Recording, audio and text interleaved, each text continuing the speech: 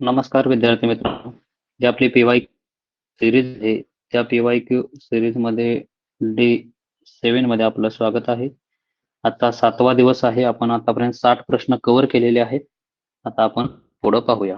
वेळ न घालवता डायरेक्ट मेन आपण प्रश्नावरती येऊया. आता father of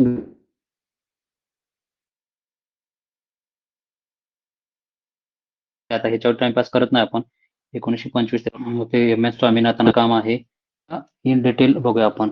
father of green revolution in India आहे.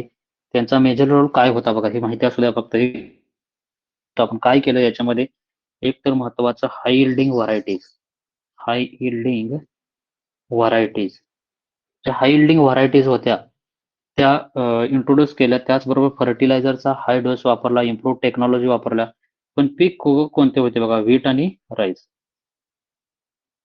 व्हीट आणि राईस 1965-66 ला हे केलेलं. हाय यील्डिंग व्हरायटीज त्या लर्मा रोझो वगैरे होतात, छोटी लर्मा वगैरे, ह्या सोनोरा 64 ह्या काय व्हीट च्या व्हरायटी आहेत. 1965-66 ला इंट्रोड्यूस केल्या होत्या. त्याचबरोबर इरिगेशन असेल किंवा इम्प्रूव्ह टेक्नॉलॉजी असेल, इम्प्रूव्ह टेक्नॉलॉजी, त्याचबरोबर फर्टिलायझरचा यूज असेल, या सगळ्या गोष्टी करून एम.एस. स्वामीनाथन यांनी ग्रीन रिव्होल्यूशन घडवून आणलं होतं, आपल्याला माहित आहे आता. त्यानंतर सेकंड ऑप्शन काय सांगतो, रिव्होल्यूशन कुठं आहे ते वर्ल्ड मध्ये आहे. ओके. आता त्यांनी पण काय केलं होतं, हाय यील्डिंग व्हरायटीज ज्या आहेत त्याच्यावरती ग्रीन रिव्होल्यूशन केलं होतं, हे माहिती आपल्याला. आता वसंतराव नाईक तुम्ही म्हणाल हे कुठलं ग्रीन रिव्होल्यूशन आहे, तर माहिती असू द्या तुम्हाला. फादर ऑफ ग्रीन रिव्होल्यूशन तर वसंतराव बघा. Swaminathan India, Norman Borlaug world, आणि महाराष्ट्रात जर विचारलं तर याच्यामध्ये वसंतराव नाईक आहेत. माहिती असू द्या. मग ह्याने कोणत्या पिकावरती केलं, फादर ऑफ ग्रीन रिव्होल्यूशन का म्हणतो त्याला, जर पूर्ण केलं, जे जवार असेल, जवार मेनली पीक आहे ज्वार, त्याच्यामध्ये त्यांनी ग्रीन रिव्होल्यूशन घडवून आणलं. आता अल्बर्ट हॉवर्ड काय ऑर्गॅनिक फार्मिंगच्या रिलेटेड आहेत, ऑर्गॅनिक ऍग्रिकल्चरच्या रिलेटेड आहेत. ओके. आणि ह्यांचं काम बघून वसंतराव नाईक सरांचं, त्यांना वसंत नाईक नावाने एक महाराष्ट्रामध्ये युनिव्हर्सिटी आहे बघा, परभणीला, ऍग्रिकल्चर. हे करत नाही डायरेक्ट आपण आता क्वेश्चनला. Golden revolution is associated with, revolution हे कशाच्या रिलेटेड, मिल्क,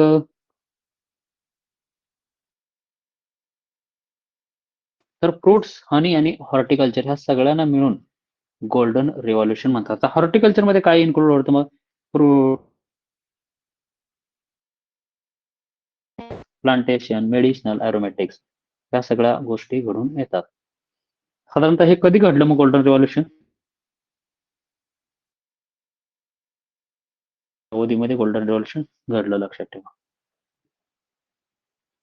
सगळेच रिव्होल्यूशन व्यवस्थित बघून घेऊया. 2-4 रिव्होल्यूशन महत्वाचे आपण बघूया बघा.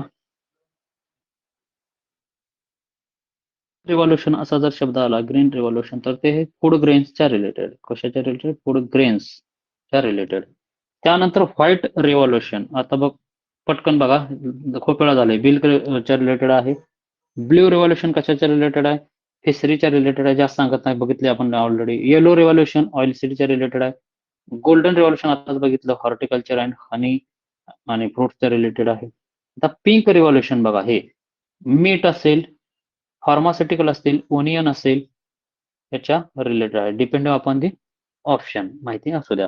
आणि त्यानंतर राऊंड रिव्होल्यूशन एक ऐकलं, राऊंड हे कशाच्या रिलेटेड आहे, पोटॅटोच्या रिलेटेड आहे. मग मला तुम्ही सांगायचं आहे, फर्टिलायझरच्या रिलेटेड कोणतं रिव्होल्यूशन आहे, फर्टिलायझरच्या रिलेटेड कोणतं रिव्होल्यूशन आहे, कमेंट बॉक्समध्ये तुम्ही टाकायचं आहे. पुढे बघा, which fertiliser is called as, की जर का म्हणतात, कारण जास्त वापरलं जातं, कॉमनली त्याला आपण हायली इम्पॉर्टन्स दिला जातो, नायट्रोजन फर्टिलायझर. मग असं कुठलं आहे, डीएपी, एसएसपी, युरिया, एमओपी. तर युरिया बघा, हे किंग ऑफ फर्टिलायझर आहे. 46%, आता 45 किलोच्या बॅगा भेटतात आपल्याला. हे 46% नायट्रोजन हे 100 किलो मध्ये असतं, लक्षात ठेवा, 100 किलोसाठी. मग साधारणतः जर तुम्ही बघितलं या ठिकाणी, आता आपल्याला 45 म्हणजे 50 किलोच्या आतच बॅग आहे, म्हणजे याच्यामध्ये आपल्याला 22.5 च्या आसपास किंवा 22% नायट्रोजन भेटत असतं. आता युरियाचं खूप महत्वाचं आहे. युरियावरती नेक्स्ट टाइम असा क्वेश्चन विचारला जाणार नाही. युरियाचा फॉर्म्युला विचारणार, लक्षात ठेवा. युरियाचा फॉर्म्युला काय आहे मग? CO NH toys NH2 toys असा पद्धतीचा आहे, लक्षात ठेवा. हे काय युरियाचा फॉर्म्युला आहे. हे असं पण लिहितात हा, CO NH2 बॉन्ड NH2. हा झाला युरियाचा फॉर्म्युला. युरियामध्ये 46% नायट्रोजन असतं. आता युरियामध्ये स्लो रिलीज फर्टिलायझर सुद्धा आहे. त्याच्यामध्ये बघितलं नॅनो युरिया आता अलीकडच्या काळामध्ये आहे. त्याचबरोबर स्लो युरियामध्ये sulphur coated urea, sulphur coated urea. तर यामध्ये सल्फर आणि N कंटेंट किती आहे ते तुम्ही टाकायचं आहे. ओके. सल्फर कोटेड युरियामध्ये नायट्रोजन आणि सल्फर किती आहे तुम्ही कमेंट बॉक्स मध्ये टाकायचं आहे. आता DAP बघा, DAP ला डाय अमोनियम फॉस्फेट, डाय अमोनियम फॉस्फेट आलं. मग याच्यामध्ये N आणि P किती आहे हे महत्वाचे फर्टिलायझर तुम्हाला विचारलं जाऊ शकतं. इझिली अवेलेबल होतात हे. 18% आणि 46% फॉस्फरस आहे. ओके, 46% फॉस्फरस आहे. आता सिंगल सुपर फॉस्फेट यामध्ये 3 असतात बरं, कॅल्शियम, सल्फर आणि फॉस्फरस. तर फॉस्फरस यामधला किती असतो? जनरली 16%. ओके. कॅल्शियम आणि सल्फर सुद्धा यामध्ये प्रेझेंट असतो. माहितीसाठी असू द्या कशामध्ये, SSP मध्ये. नंतर 60% K2O असतो, K2O, म्युरेट ऑफ पोटॅश म्हणतो आपण त्याला. जनरलीला पोटॅशियम क्लोराईड म्हणजे KCl थोडी माहिती सफिशियंट आहे, खूप डीप जात नाही. त्यानंतर बघा, युरिया इज फॉर्मड फ्रॉम. आता युरिया कशापासून तयार केला जातो? हे बघा, NH3 plus carbon dioxide it gives urea. Okay, म्हणजे अमोनिया प्लस कार्बन डायऑक्साइड. कुठं दिसतंय तुम्हाला? नायट्रोजन आणि अमोनिया कार्बन डायऑक्साइडचा ऑप्शन 4 आहे. म्हणजे हवेतला अमोनिया घेतला जातो आणि हवेतला कार्बन डायऑक्साइड घेतला जातो. ह्या दोघांचं मिश्रण करून युरिया बनला जातो. आता युरियाचे प्लांट गुजरातला आहेत. त्यानंतर सगळ्यात मोठा जो प्लांट आहे आपला गोव्याला आहे, लक्षात ठेवा, ज्वारी प्रायव्हेट लिमिटेड. जे तुम्ही जय किसान नावानं फर्टिलायझर घेतात ते ती भेटतं आपल्याला तिथे, तिथं तयार होतं, लक्षात ठेवा ते.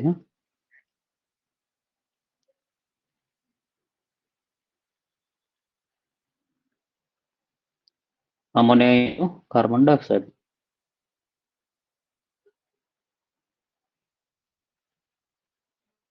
आता हे पण विचारतात प्रोसेस कुठली आहे मग युरिया तयार होतो, प्रोडक्ट अमोनियम हायड्रेट वगैरे आहे ते विचारतात. ते आपल्याला येते ammonium carbonate, sorry ammonium carbonate त्याच्यात प्रोडक्ट तयार होतं. तर हे माहित पाहिजे आपल्याला. मग आता अमोनिया जे तयार होत किंवा युरिया जो तयार करतात ते कोणती प्रोसेस आहे? तर हॅबर बॉश प्रोसेस, लक्षात ठेवा. हॅबर बॉश प्रोसेस ना युरिया तयार केला जातो, हॅबर बॉश प्रोसेस. आता ते insecticide act enforced in year, हे खूप महत्वाचा आयोगाचा आवडता क्वेश्चन आहे म्हटलं तरी चालतंय. आयोग असू द्या किंवा कोणतीही परीक्षा असू द्या, हे मोस्ट ऑफ द टाइम्स हे विचारलं जातं. 68 ला इन्सेक्टिसाइड ऍक्ट हा तयार झाला आहे. ते कशाच्या रिलेटेड आहे? काय लेजिस्लेशन असतात त्याच्यामध्ये? कोणते लेजिस्लेशन म्हणजे काय कायदे असतात किंवा काय असतं बघा याच्यामध्ये? हा जो ऍक्ट आहे, एक तर तुम्ही import, manufacture, sale, transport, distribution of insecticide ह्या सगळ्याच्या रिलेटेड इंडियामध्ये इन्सेक्टिसाइड ऍक्ट 1968 हा लागू करण्यात आला आहे. कधी केला किंवा इनॅक्टेड डेट कधी आहे? ही 2 सप्टेंबर, डिटेल विचारलं तर 1968 ला हा सुरू म्हणजे एन्फोर्समेंट केलेले आहे, माहिती असू द्या. आणि इंडियामध्ये जे याचं जर आपण बघितलं, नोटिफिकेशन थ्रू जरी कधी सुरू झाला तर 1971 ला आहे, माहिती असू द्या. एन्फोर्समेंट जे आहे ते 1968 ची आहे आणि 1971 ला तो लागू करण्यात आला आहे.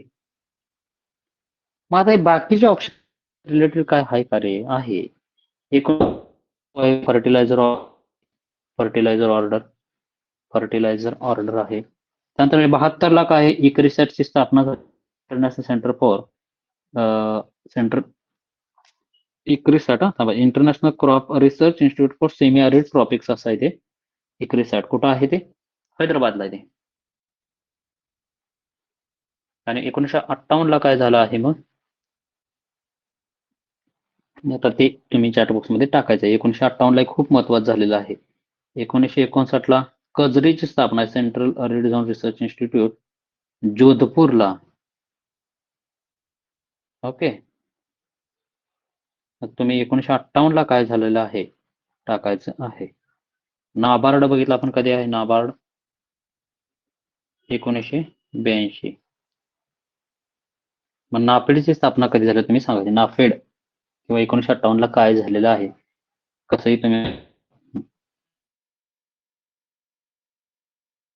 मॅक्सिमम नंबर ऑफ कोऑपरेटिव्ह बँका सगळ्यात जास्त कोणत्या राज्यामध्ये आहेत, तर महाराष्ट्रामध्ये सगळ्यात जास्त सहकार कोऑपरेटिव्ह बँका आहेत. मग ते किती, महाराष्ट्रामध्ये जवळपास 31 डीसीसीबी आहेत. ना डीसीसीबी काय असते, डिस्ट्रिक्ट सेंट्रल कोऑपरेटिव्ह बँक. आता तुम्ही बघितलं असं पुणे बँकेचा रिझल्ट वगैरे लागला, बरेच जण सिलेक्ट झाले वगैरे, ते क्लर्क वगैरे आहेत सेम. तर 31 डीसीसीबी म्हणजे डिस्ट्रिक्ट सेंट्रल कोऑपरेटिव्ह बँक. आणि 448 युसीबी येते. युसीबी म्हणजे काय, तर अर्बन कोऑपरेटिव्ह बँका. बघा किती मोठं महाराष्ट्रामध्ये जाळं आहे बँकांचं. शॉर्ट ऍग्रिकल्चर किंवा short term agriculture loan for period. आता आपण लोन बघूया, खूप महत्वाचं आहे. शॉर्ट टर्म, मिडियम टर्म आणि लॉंग टर्म. आता शॉर्ट टर्म काय आहे, 6 महिन्या, 1 इयर पर्यंत, 1.5 इयर पर्यंत, 5 इयर पर्यंत. तर बघा पहिल्यांदा आपण लोनचं कॅटेगराईज करू, नंतर आपण short term,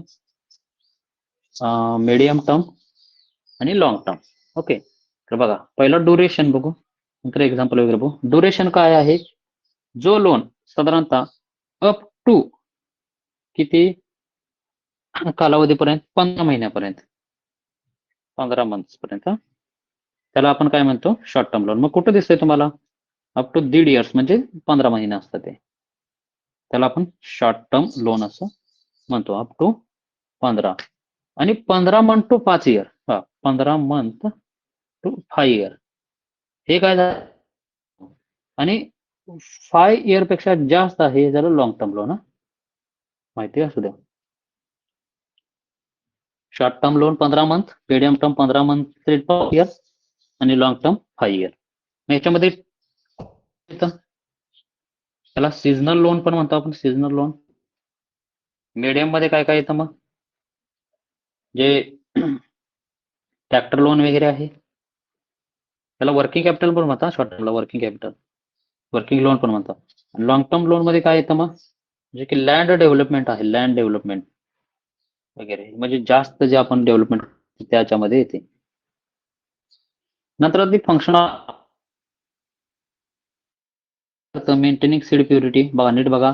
exposing agriculture produce, exporting agriculture produce, controlling pesticide, promoting and credit agriculture rural development. NABARD काय, नॅशनल बँक आहे. बँकेचे फंक्शन कुठले आहेत ह्यातले, 4 नंबरचं आहे, promoting and regulating credit for agriculture and rural development. मग तुम्ही म्हणला काय डायरेक्ट फंडिंग करत नाही, तर ते बँकांना फंडिंग करतं, शेतकऱ्यांना फंडिंग करत असतात. ही अपेक्स डेव्हलपमेंट फायनान्शियल इन्स्टिट्यूट आहे. इम्सरला आताच क्वेश्चन आलता, ऍग्री अँड रुरल डेव्हलपमेंट मधली, बरोबर, की अपेक्स बॉडी कोणती आहे किंवा फायनान्शियल इन्स्टिट्यूट कोणती आहे अपेक्स, तर ते आहे नाबार्ड. ही स्थापना कधी झाली, 12 जुलै 1982 ला.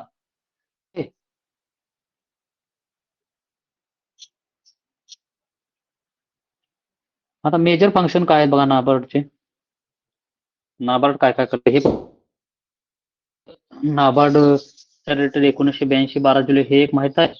त्यानंतर त्याचं मुंबईला हेडक्वार्टर मुंबई. त्यानंतर फुल form national bank for agriculture and rural development, main area agriculture and rural development आहे. आणि कमिटी कोणती होती, तर शिवरामन कमिटी होती त्याची. शिवरामन कमिटी क्राफ्टला पुढं क्राफ्टिक कार्ड एक होतं, क्राफ्टिक कार्ड, त्याच पुढं नाबार्ड हे वर्जन नवीन तयार झालेलं आहे शिवरामन कमिटीच्या ह्याच्यानुसार. नरसिम्हन कमिटी कशाला होती मग, कशाला होती 1970 आरआरबीचे ते रिजनल रुरल बँक. ओके, त्याचं पाठ पाहिजे आपल्याला डायरेक्ट. आता नाबार्डचे फंक्शन बघा महत्वाचे आहेत, फंक्शन विचारतात. नाबार्ड हे फंक्शन तुम्हाला आता 150 क्वेश्चन ज्या वेळेला कृषी सायकल येतील, सायकल येतील तेव्हा तुम्हाला असे क्वेश्चन खूप असणार आहेत. काय करतं पहिल्यांदा क्रेडिट देतं, क्रेडिट कोणाला ऍग्रिकल्चर अँड रुरल ऍक्टिव्हिटीजला क्रेडिट देतं. रुरल फायनान्शियल इन्स्टिट्यूशनला सपोर्ट करतं. जे फायनान्शियल इन्स्टिट्यूशन्स आहेत त्यांना सपोर्ट करते. कुठल्या रुरल इन्फ्रास्ट्रक्चर प्रमोट करते. लक्षात ठेवा, रुरल इन्फ्रास्ट्रक्चर देते. त्याचबरोबर ऍग्रिकल्चर अँड रुरल डेव्हलपमेंटला मदत करते. Agri and rural development R&D म्हणतो आपण, रुरल डेव्हलपमेंट. त्यानंतर कोऑपरेटिव्ह ज्या बँका आहेत, कोऑपरेटिव्ह, त्यानंतर RRB यांच्यावर सुपरविजनचं काम सुद्धा नाबार्ड करतंय. त्यानंतर financial inclusion, rural development activities आपल्याला माहित आहे. या सगळ्या गोष्टी करतात कोण? NABARD. Muskmelon botanically classified as which fruit type? बघा त्यामध्ये पेपो, बेरी, पेप्पो लक्षात ठेवा, पेपो. ओके, मस्कमेलॉन हा कुठल्या ह्याच्यामध्ये येतो? मग कोणत्या ह्याच्यामध्ये येतो? तो इकोकोर बेटायची हे माहित पाहिजे आपल्याला. पेपो. आता पेपो मध्ये अजून कोण कोण येतं? पेपो मध्ये हे मँगो येतो, पोम, त्यामध्ये ऍपल, लोकवॅट वगैरे येतात.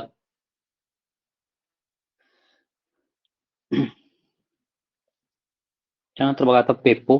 पेप्पो मध्ये काय येतं? मस्क मेलॉन आहे, वॉटर